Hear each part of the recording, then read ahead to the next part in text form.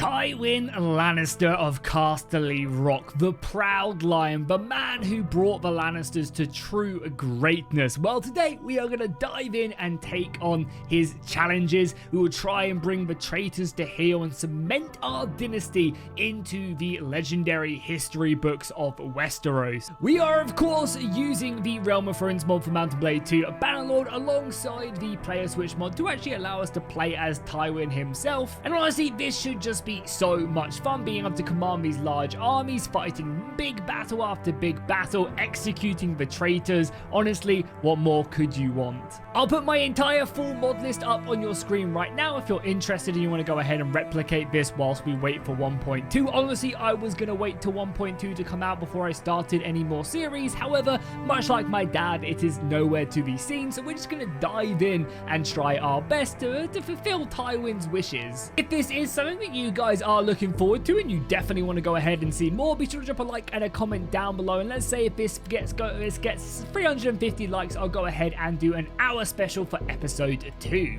Finally, I also do have distinguished service on, which makes it that whenever any of my soldiers distinguishes themselves in battle, they'll become a named companion. And what I'll do is I'll give them out to you guys in the comments. So comment down below after, of course, liking the video, a character name, and you might make yourself into this series. And then at the end of the series, we'll see exactly how many kills your character has got. So we have a few tasks ahead of us in this. Of course, our first option is probably to go to the Crown Lands and deal with Stannis and Renly. As they fight each other throughout this campaign, there's going to be events that fire that allows Stannis to spawn the demon baby, and then he, of course, inherits all of the Crown Lands itself. So actually going to the Crown Lands might not be the best idea unless we want to kind of take advantage of that before Stannis regains all that control. We are also at war with the Northmen. Obviously, Robb is up there rallying, trying to become independent, and that's something we have to do. Luckily, we're not actually at war with the Riverlands at the moment. I think it's done for balancing reasons so that Tywin and the Lannisters don't just get completely overrun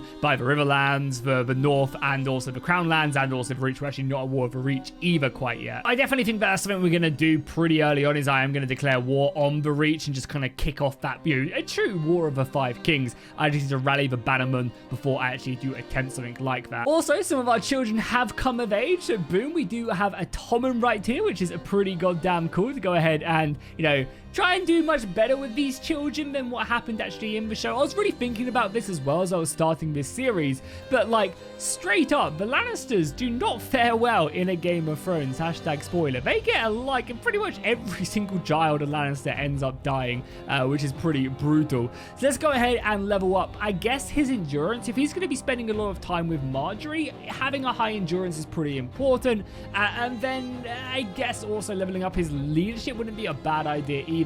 He might actually come of age in this. We also have Myrcella as well, hopefully. Again, we'll probably buff up something along her social. She'll be a great diplomat. We could send her to Dawn and hopefully this time not have her end up in a pretty dark death, I guess. So yeah, Myrcella can do that. And then we also have William Lannister. Yeah, even William dies at a mill, right, as well, when the Tullys kind of cross that and really messes up Robb's plans. Or no, maybe that's the ones they execute. God, it's been so long. Either way, we'll give him some vigor. I doubt he'll arrive in this campaign's length, but still, nonetheless, not a bad idea to start, getting these guys up to scratch. Army-wise, we have a pretty decent setup. So, of course, I am the protagonist, so I don't need a helmet, but we might go ahead and implement one. As you guys know, I am playing as Tywin. The majority of our forces, we look pretty good. We have kind of a set of 3 different levies in this army, and I actually definitely need to go ahead and grab Banner Mod. That's one thing that I am severely lacking from this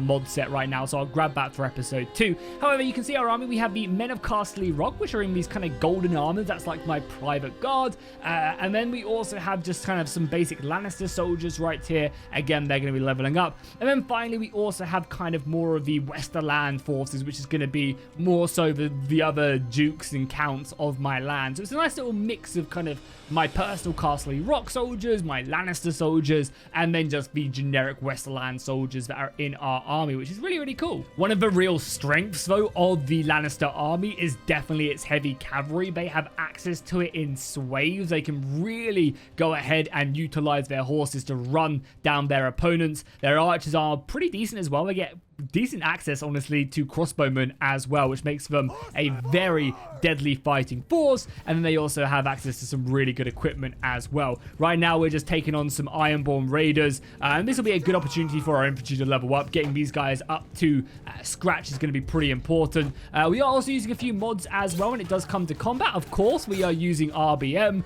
Not only that, though, we are also using dismemberment, so we'll be able to get some pretty dope slow motion kills. I sliced off his hand. Again, that's going to be really, really cool. And that happens throughout the battle as that guy loses a head, that guy loses an arm. It is beautiful to behold. That really, really is. And in these larger scale battles, it's just going to be truly, truly epic. And here we go. The last straggler. No Ironborn shall escape my wrath. That is for sure. 5 kills, not bad. We actually leveled up a little bit of medicine, which is good. The nice thing is, though, because we're playing kind of a late game character, we actually don't have to worry about a lot of these stats and stuff. We can just rock with it. And here's another good glimpse of the actual unitary. You can see our Westerland sharpshooters, really good crossbowmen. We have some pretty decent two-handed infantry, the Westerlands. We have the Lannister soldiers, which are mainly archers. And then we, of course, have the Casterly Rock. These master crossbowmen are going to be really good. We're going to try and spam as much as that as possible in a little bit. For now, though, we just need to kind of level up these lower tier soldiers, get a decent standard on the go. Yeah, let's get some more crossbows right there. And then we also have our recruits as well, which I guess we'll level up into the Rock Guard, which are our personal Casterly Rock soldiers. Okay, so I don't know if this is the best plan of action because, of course, we are at war, but I feel like if Casterly Rock and Lannister are under siege and we can't get to it, we're in a pretty big kind of bad situation to begin with. So I've actually taken the garrisons, or at least the good soldiers from the garrisons from both Lannisport and, of course, Casterly Rock, to go ahead and give us that more elite army, because we're going to be throwing it into battle very, very soon regardless. We also probably should start to think about actually putting governors here as well to help manage the settlement. And of course, because we are just, straight up pooping gold, we might as well send some more money here, because it does dramatically improve the speed at which these are building. So we are currently building better fortifications, which isn't a bad idea. I think we're also going to stick Cersei here to go ahead and command the governorship of Casterly Rock, sorry, of Lannisport, and then we'll put the other guy who's more of a military guy in command of our castle at Casterly Rock. That should help out pretty massively. We're going to switch this over to probably training militia just to boost the army size, because we can afford it, and maybe stick another 20 grand right there. And then I guess maybe continue working on the fortifications. This is a large amount though.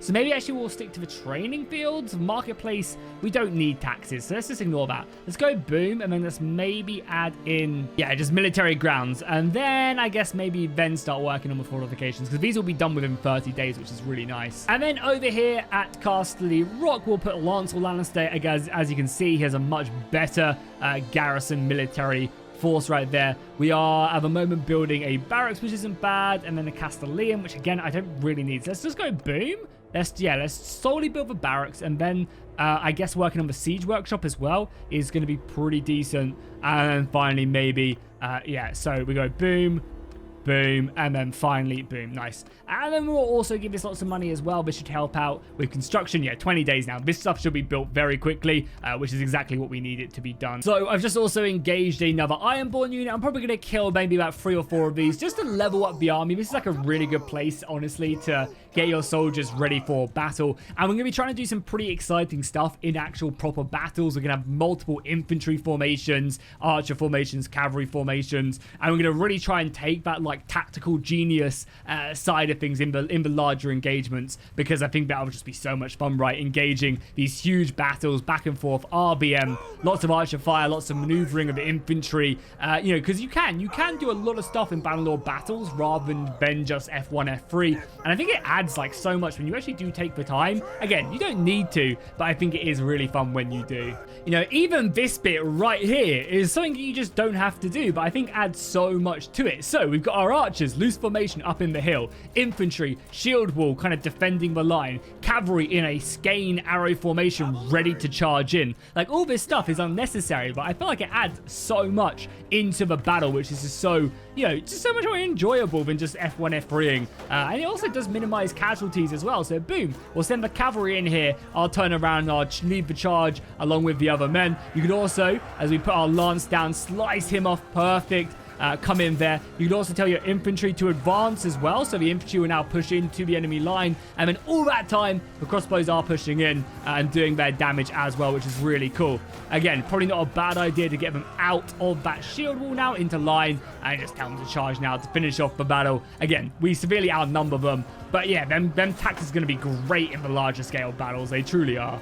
32 upgrades again. Like, this army is going to be pretty decent. Like, I want it to be fairly well drilled before we dive in to engaging, like, you know, the much larger armies of Renly and Stannis. So every kind of unit we can get upgrade is just going to give them that little bit of extra oomph. And I also want to have like a decent missile force to go alongside it. Going to need a little bit of an extra cavalry charge on this one whilst the infantry get in position, because the infantry is a little bit delayed here. So we're going to kind of do a bit of a, I guess, an aggressive move here with the cavalry. We're going to be taking a lot of javelins, but we're going to come flying in against the Ironborn, hopefully breaking that flank. Beautiful maneuvering there, just focusing down one flank. Again, our main focus here is just to slow the enemy line up, waste some of their javelins off on our horses, maybe get a kill or two as the cavalry reforms. Actually, let's get a cavalry back over here. I think that charge up the hill is not going to be a good idea, and then that's allowed our infantry to take the high ground. Perfect. We're going to go in maybe by ourselves here. Again, oh, that's a little bit risky. Oh, yeah, that was very risky. Luckily, we managed to survive that one. Now the crossbows are firing in. The cavalry is set up perfectly. So we'll let them position the infantry. Again, getting that shield wall. And then charge down as the cavalry charges in. Perfect. Here we go. Yeah, this can be another beautiful charge. Able to pick out some of the Reavers. And hopefully, once again, we lose barely any men. One or two to be expected, really. Because a lot of the weaker soldiers are at the back, but luckily with our actual troop upgrades as well, it doesn't really matter because we do have experience and traits that give it so that everybody gains experience, which is really nice. Yeah, another beautiful cavalry charge here as well, as the lines truly do clash. And that is going to see it. That's going to see off the last of the Ironborn. So I think with that, our army has got enough experience.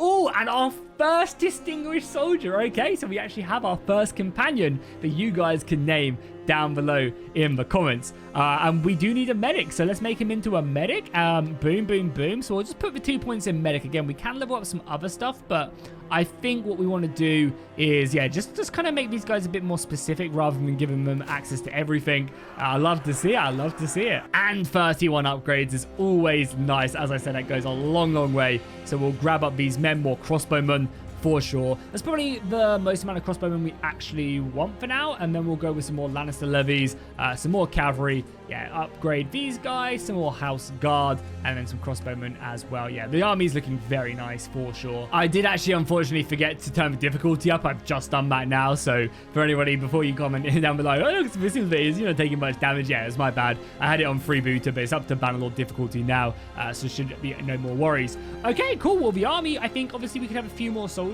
which I guess there's no reason not just to grab them from the keep. But I think it's time to make our first decision on where we go. Oh, and look at that as well. So yeah, with player switch, you actually do switch over from certain characters. So you create a character right here. We have a Lewis, and then you switch over to Tywin. So it's pretty hilarious. I wonder if my old character will make a name for himself, as he is in command of a clan. So who knows? Maybe he will be my biggest foe in this series. So I think the most important thing and something that we should deal with right away is probably the Baratheons. They have the strongest claim to the throne, and they're obviously also trying to conquer King's Landing. They're in the closest proximity to it. Now, Renly will die. Renly will die to the Demon Baby unless we execute Stannis, which I'm not sure will be able to be a thing that we can actually end up doing, because we're actually not at war with Stannis as well, which is nice. But yeah, dealing with Renly, defending Joffrey, who is actually currently leading an army like the true king he actually is, that will really help to cement our dynasty and obviously stop any other pretenders, because of course we're at war with Rob, but Rob isn't gunning for the Iron Throne. He's gunning for independence for him and I assume the Riverlands. So we are going to need an army. I'm going to take Kevin with me, Stafford for sure. Let's take Gregor Clegane. He's an absolute monster in combat.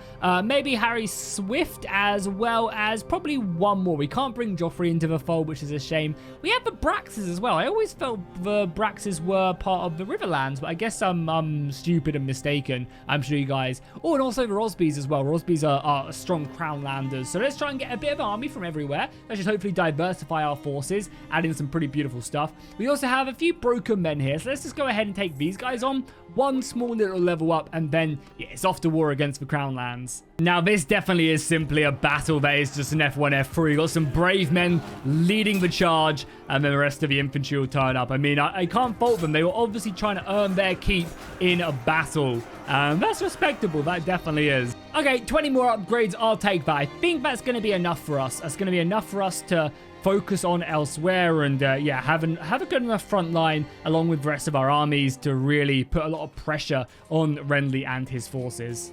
So we're now on our way to King's Landing. You can see it off in the distance. We really do need to arrive in the Stormlands pretty quickly because Joffrey is leading a force of what I assume is a lot of his King's Guard, a lot of the Golden Cloaks, and any other lords that he's rallied to his banners. And let's just say I don't quite trust him and his military prowess. So let's get on this road so we move a bit quicker, get through the Kingswood, and then stuck him there. I mean, he's already stopped, so either he's sieging or he's currently fighting someone. I mean, he has over 1,000 men now, which should be pretty decent. We're sticking at around about 650. I want to be fast enough that we can kind of hit their supply lines along with their villages and other positions without too much ease, and then we don't get caught as easily. You could also think about picking up some Kingsguard, Golden Cloaks from the surrounding cities around King's Landing. There's some really cool units and they look amazing. Definitely worthy of building an army. They have really good archers as well. Obviously amazing for defending walls. Unfortunately, we don't really have much capacity left, but which is fine. So let's just move through Kingswood, meet up with Joffrey, see what's crack-a-lacking, and then probably go from there. Probably some sieges, see if we can find Renly and engage his forces in the field.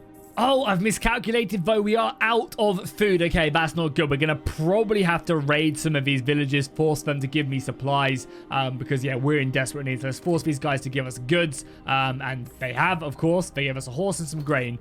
That's not really going to feed my forces. I mean, we'll buy every bit of food and body you have. Oh, we might have our first battle right here. Robert Whitehead, the traitor. I think we're faster than him, right? I mean, we're running out of food, which is not good. We're going free speed. He's also going free speed. He is rallying some banners, though.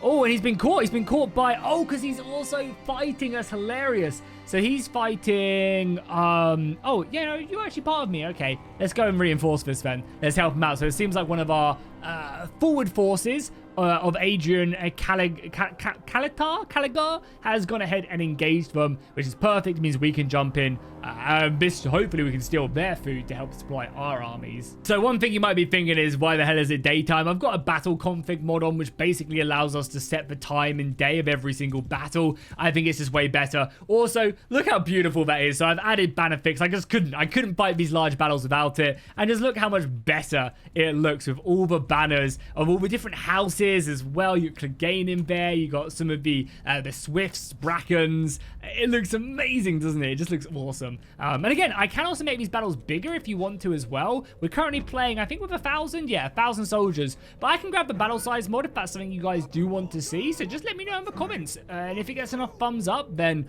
I will 100% go ahead and add that in. So this should be a fairly easy battle as well to begin with. But first things first, we probably should split up this cavalry. So the easiest way I do is I just press F6 and have my cavalry selected. The AI will then take command of it and then split it for you. I mean, you can quickly just go ahead and take back control of it, and then that should be, you know, you turn it off AI control, and then you should have complete kind of access to them. One thing I really hope Tailworlds do in the future is add in a better system for splitting soldiers on the fly. Like, I feel like I should be able to select this screen, maybe press middle mouse button, and then, like, click on one with my mouse, like, with my cursor, and then maybe drag or right-click, and then I can split them and drag them into two or something. I think there's a much better system they could utilize to do that. We're going to take advantage of the chaos with our cavalry, of course, and also with our archers and infantry. It seems like the AI is just charging forward, which is absolutely fine with me. We'll let that happen because I want to push my infantry up and I want to cause some issues. I also want to draw them out of the river so my cavalry is a bit more effective. I will bring in my own horses here, though, to help deal with some of their cavalry. Some Stormland men. Oh, I just took out one of their lords as well. And I'm basically just going to let my archers just hammer in on them for the beginning of the battle. I'm going to take my cavalry on this side. tell them to charge in. Don't really want to overcommit them in the river. That's not really the best idea. And yeah, look at that. Nice. Our cavalry's kind of pursuing them. Good kill right there.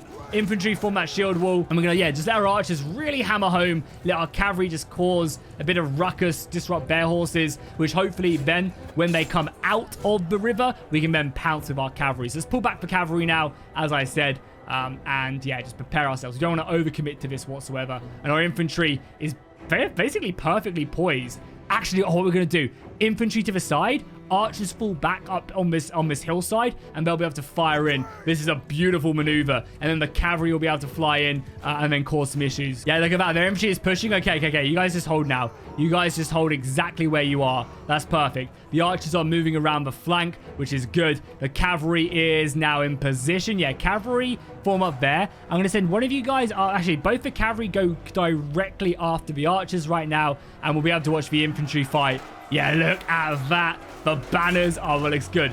Doesn't seem like this is a very elite Stormland army, though, so we should have the advantage in this engagement so far. There's arms and heads and everything going. And with the archers pushing around the flank, oh, they're going to be able to fire in. So this is going to be way more effective when we actually do end up getting more infantry groups. Like, imagine what we're doing right now, but we have like an extra infantry group flanking. We have like different lines to bait them in and stuff, and more archers kind of in all different positions firing in. And yeah, it's going to be really fun. Yeah, you can see a lot of green right there. A lot of green on the right-hand side. Their archers are still causing some issues, though. Like, they're able to get in here pretty effectively. So let's make ourselves known here. The cavalry, again, the water. The AI is doing a good job here of utilizing the water because it slows up the cavalry so much. Oh, is their infantry falling back? Oh, it seems like it is. I think it's reforming, maybe, which is fine. We could advance the infantry if we wanted to. Yeah, let's engage the infantry. Let's get them out of shield wall because, again, shield wall is great, but we also want to be very careful. Let's push forward the infantry. Our archers are getting hit a bit, but that's fine.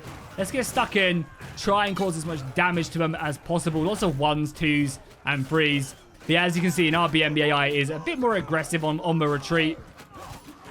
But let's just reform. Let's let them kind of set back up again. And that's why it'll be great if we get the larger battles as well, because the larger battles will make it so that the AI doesn't retreat, because they'll be able to get 1,000 men either side in the engagement, which is nice. So then the cavalry, just harass them as they try and flee through the water. Again, our cavalry's not as effective in here, but also they're super slow. I'm going to reset up my line as well. The infantry's going to be going along here on the riverbed with the archers up on the hill to the right, hopefully able to use that height advantage to fire in, especially as they're retreating as well. Yeah, the missiles are firing, pouring in, utilizing their ammunition now, and as you can see, this is great. The AI is stuck in the river now. The infantry can get ready to move up whenever they want to. But as I said, honestly, we don't really need it. We'll let the arrows finish these guys off in the river. There's no real escape. I'm going to probably send my cavalry across the river now, just so they can run down the fleeing soldiers as they turn tail and get the hell out of here. But yeah, the arrows are flying. And yeah, a good first battle of the war here, I would say so. That's another beautiful thing about the Bannerfix mod as well. It's just like, look at all these flags. They're super cool. Okay, we got another distinguished soldier. I think we're going to try and do 2 an episode. So this will be the last one we grab for this episode, but there'll be 2 more available next time. So again, keep on with them comments of character names. This time we'll take a sharpshooter. Why not? He can lead the missiles and we'll give him good scouting. He can be our scout. And then there's no combat skills in this, right? No, there isn't. So let's just do good scouting and I guess good athletics so we can maneuver around the battlefield. Perfect. Not a bad first battle either. We managed to get 500 kills. We lost, what, 100 men? Again, that's going to add up. We are on campaign away from enemy territory, so do keep that in mind as we can't replenish our soldiers as effectively as the AI can. And we actually only, unfortunately, captured 1. There's some of Dragonstone here. Oh, yeah, so this is another question I want answered. Am I taking on soldiers from different factions? Like, for example, am I taking on this Dragonstone Man-at-Arms in my army? Or would you guys prefer me to keep it just to my allies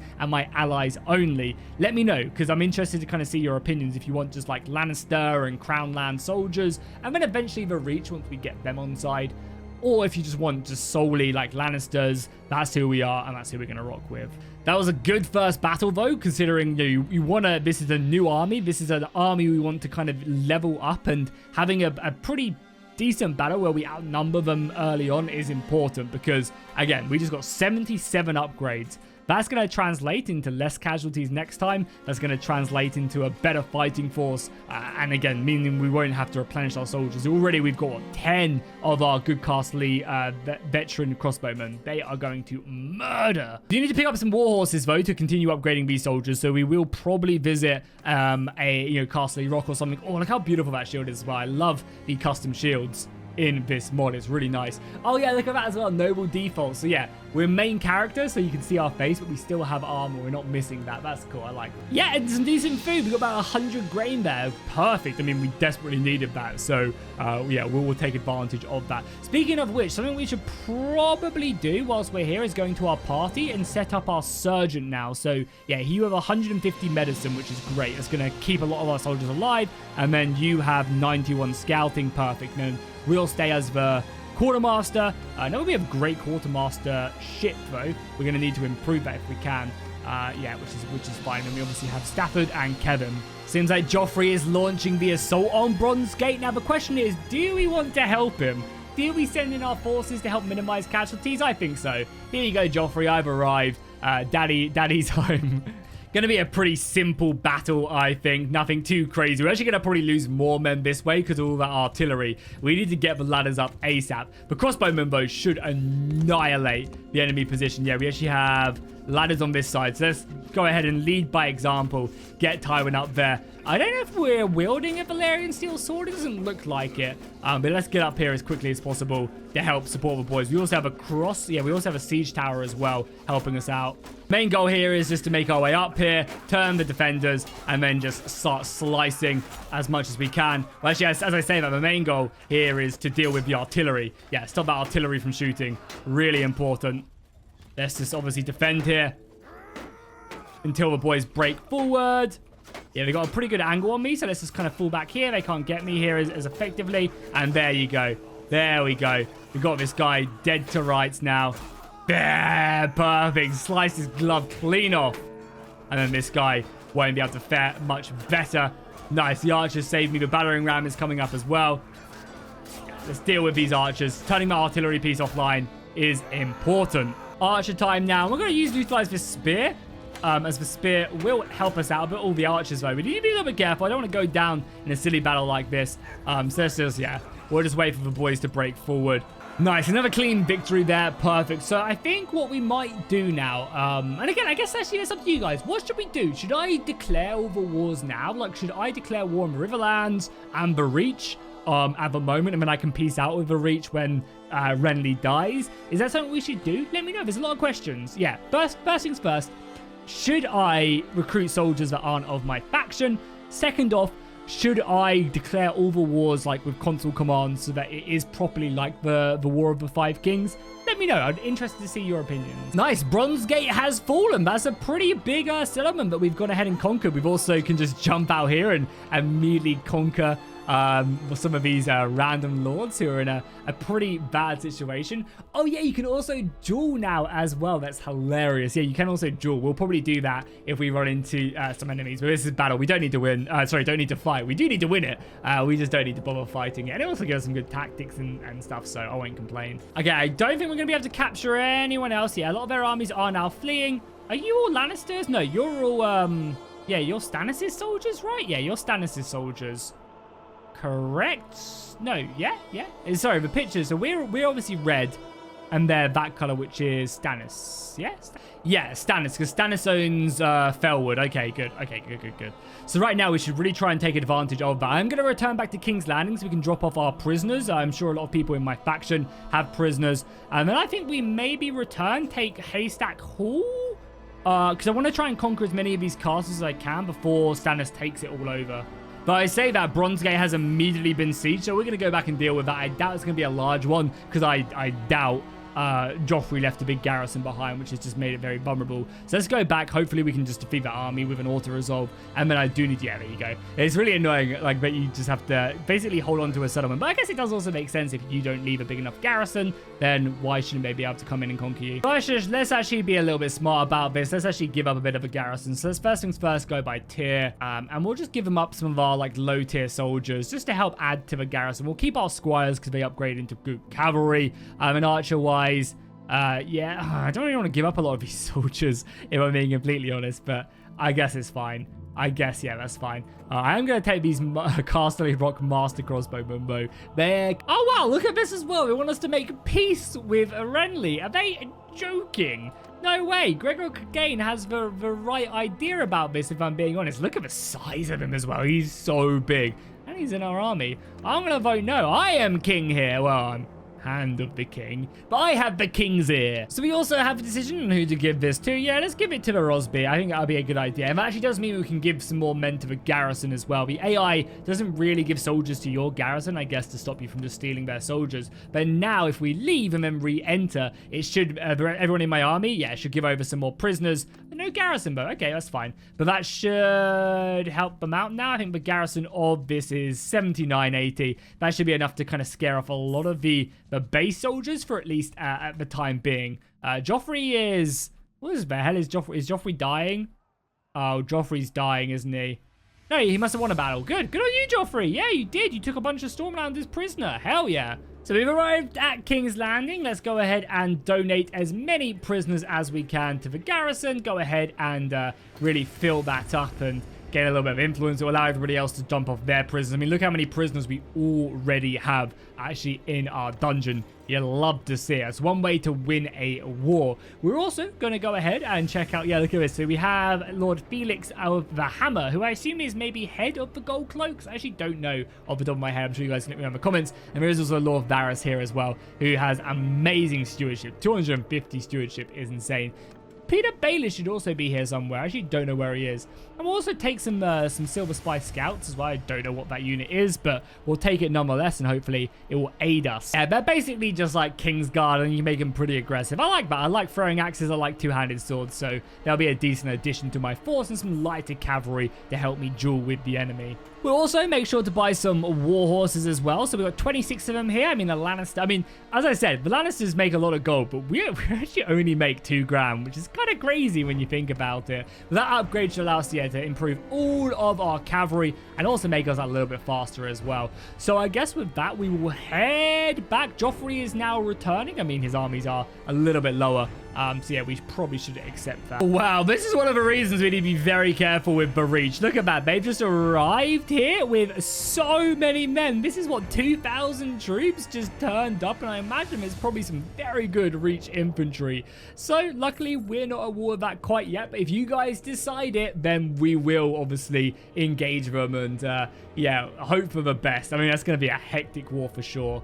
Oh, another minor battle here. Do we need to fight this one? I guess so. I guess we will, just to engage the enemy and yeah, minimize casualties. We obviously outnumber them immensely, but one that we will take advantage of. Now, the question is, are they going to cross? Yeah, it looks like they're coming towards me. Not a very good army, though. I mean, I kind of feel sorry for Renly. They really do struggle early on in this, until the Reach do turn up and really support them. They have a hard time building that elite army, which is always going to be a pain. So let's fall back with our archers. Let's get them set up like so.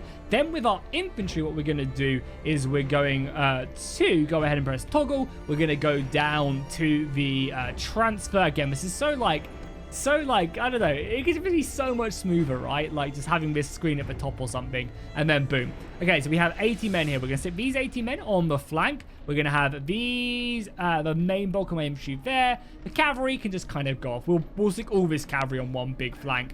And then we're just going to do some pretty gnarly outflank. Okay, the cavalry can now pursue after their archers. Let's send them in. And we'll probably split them in a second. This infantry over on this flank are actually getting focused down a little bit. So let's fall them back and then stick these guys in to a square formation. Square or circle? Let's go square. It's a bit more tightly compact. And they'll do a better job at just kind of holding that that line for now. It will allow the archers just to hammer away. The cavalry, look at that. That's going to rip through them. And yeah, annoyingly, they're kind of sending some men after here, but that's fine. Again, we can utilize this to our advantage. Good job, boys. Set up, set up, set up. The cavalry slaughtering their back ranks.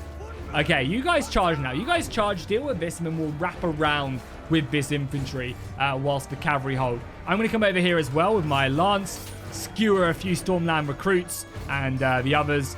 The cavalry's already doing a great job. So let's reform the cavalry back here. Good. We finished up on this flank, so we can now bring around this flanking force to set up here. Let's also get into a skein formation. A skein formation! One thing I really wish they would do in the game as well is actually give these formations more buffs. Like, if you're in skein formation, give you like a real good advantage to a certain skill. Like, maybe your one-handed skill or something could just be absolutely like pumped up when you're in certain formations. You kind of get that, but I feel like it should be taken so much further. And then boom, look at that. The flank is now coming in. The cat. Oh, hello. What are you doing here?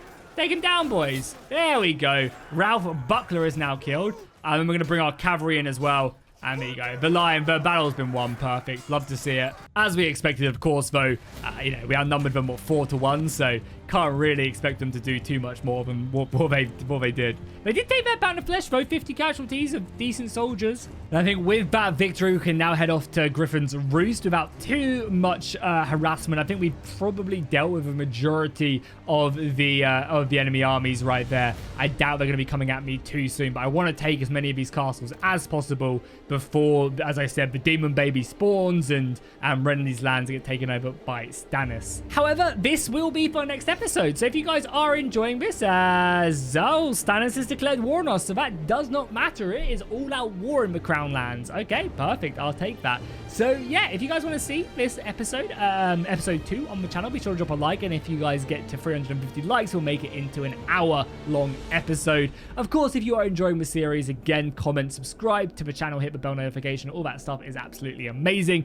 Give me your character names, let me know about declaring war on the Reach, and of course, if I should recruit other soldiers, and I'll see you guys in the next one. And remember, of course, the night is dark and full of horror. Terror!